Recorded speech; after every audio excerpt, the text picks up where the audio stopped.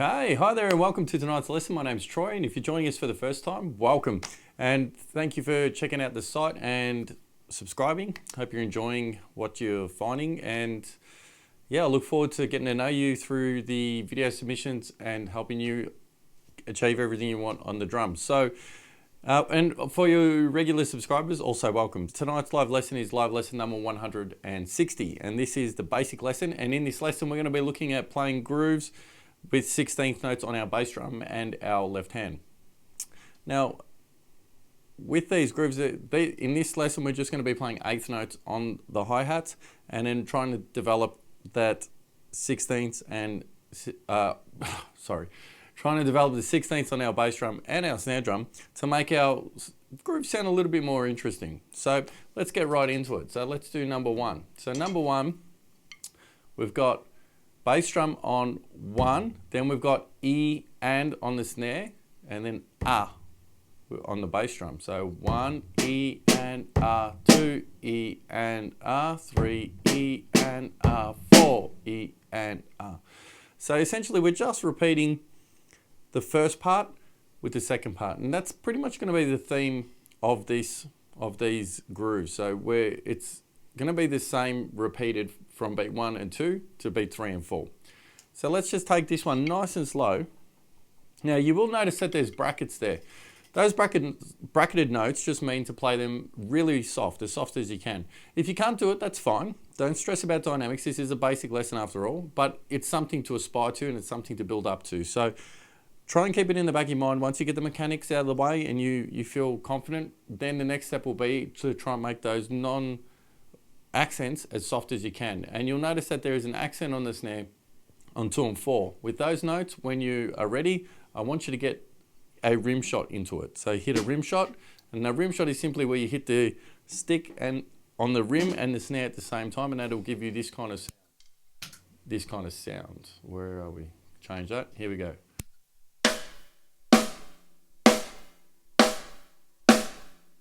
So you can hear it's a more of a crack sound as opposed to this.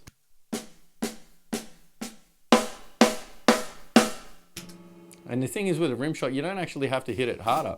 To make the rim shot, it'll just be louder, and just from hitting that rim shot will add the dynamics. So anyway, let's take number one, nice and slow. Let's do it at 40 beats per minute, okay? Here we go. 1, 2,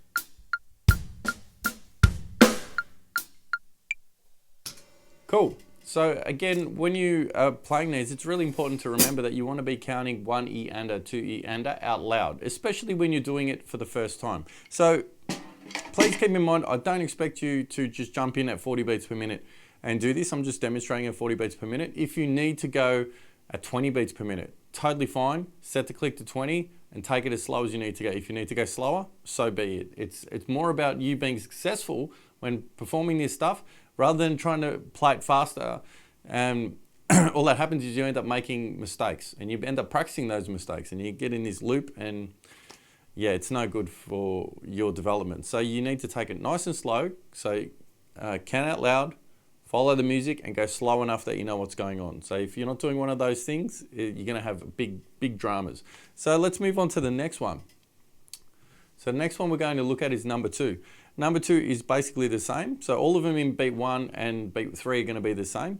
But in beat 2, now we're adding a bass drum on the end. So it's going to be 1 E and 2 E and repeat it again. And then 3 E and 4 E and. So let's do that one now. Again at 40 beats per minute.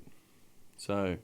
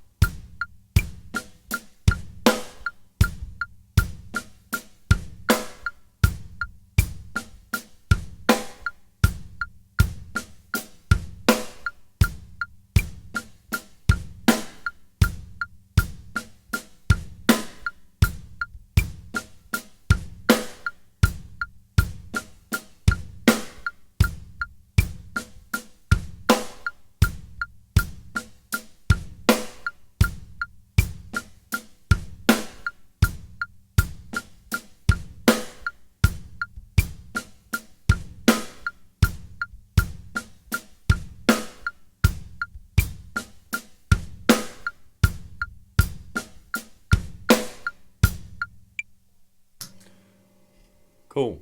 So again, just trying to make sure the notes are in the right spot. We're not going for speed, we're going for accuracy. We can think about speed later. Once you're comfortable, you can increase the speed. So let's move on to the next one, which we're going to do something crazy. We're going to do number 3. Yeah, that is number 3. Yeah, cool. Now all number 3, all we're doing is now on beat 2, we're going to go 2 E and A. So it's 1 E and A, 2 E and A. Yeah. So it's just giving that, because that bass drum's on the E, now it's almost like an anticipated note. It's really pushed forward. It's giving that forward momentum. So let's give that one a go. Here we go. 40 beats per minute.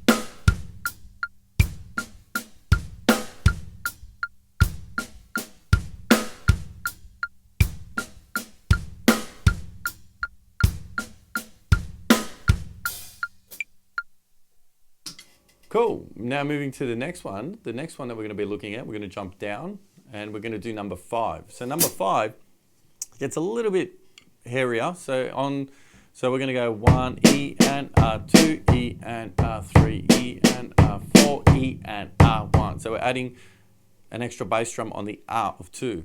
So it's 2 E and R. Yeah. So let's give that a go. This stuff can be quite challenging, but it's a lot of fun, especially once you start getting the speed up. So here we go.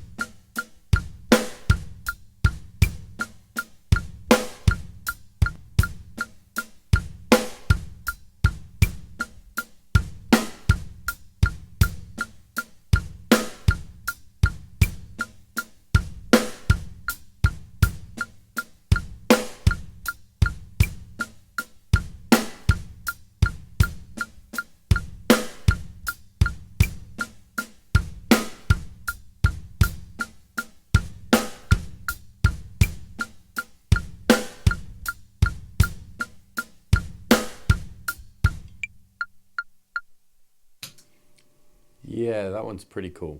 So this is the last one I'm going to demonstrate. Now after this one, I might go through and play them a little bit faster. But if you do have any questions, now's the time to start writing your questions. There is a 28-second delay. So start writing your questions now. After I demonstrate this and I play them a little bit faster, I'm going to start answering questions. So yeah, start getting your questions to me and we'll get into that. So here's the last one. We're moving to number 8. Cool.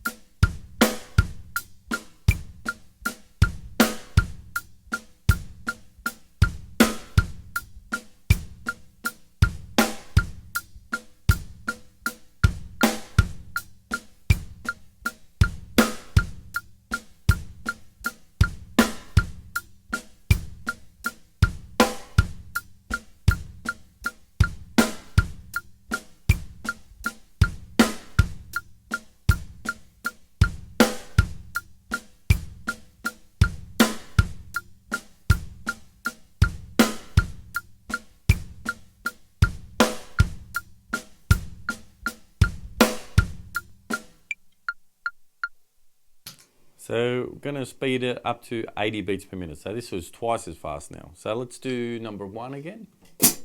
Here we go.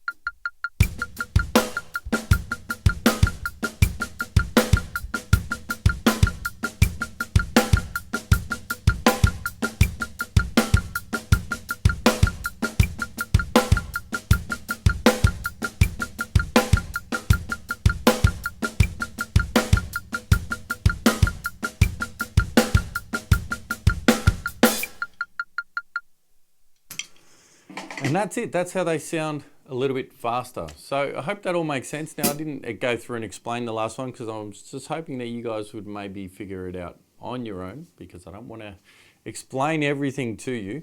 Now, with the other ones, the key to this, if you're getting confused about the reading of this, all you need to remember is you count 1 E under, 2 E under, 3 E under, 4 E under across the top. 1 and 2 and 3 and 4 end, the hi-hats are on. E's and R's are in between. If there's something underneath it, you play it. It's either a bass drum or a snare drum or nothing. That's it. So as long as you're counting and you're following the music, you're counting out loud, following the music and going slow enough that you know what's going on, this stuff should not be hard. Or it's challenging, but it shouldn't be too hard. And if you're finding it really hard, go slower. And make sure you're counting. I constantly get told, I constantly get told by my students, I can do it better when I don't count. And this is not true. I've often found that, actually not often, every single time. Every single time I find that the student is never 100% sure of what they're playing. But when they do count out loud at first and work it out, they're more successful. They make less mistakes and they get through it all. And they understand that where they make a mistake, and they know exactly how to fix it. So this is what you're trying to do. And try and keep this in mind. When you're counting out loud, 1 end to 2 end to 3 end to 4 end, you can almost get it onto autopilot. We're not even thinking about it. When you're thinking about counting in your head, you think about what are you trying to read, playing this and that. And it's a lot of things to think about. So when you count out loud, you end up well, for me at least, I end up listening to that count as opposed to actually doing the count and thinking about the count. It ends up becoming something that I'm listening to in the background. So I find that helps me a lot. Sometimes, obviously, it is more of a challenge when you're doing some really heavy stuff, and all that means is go slower. That's all it is. All right, I'm going to check if we've got any questions today. Hopefully I've got some guys watching live.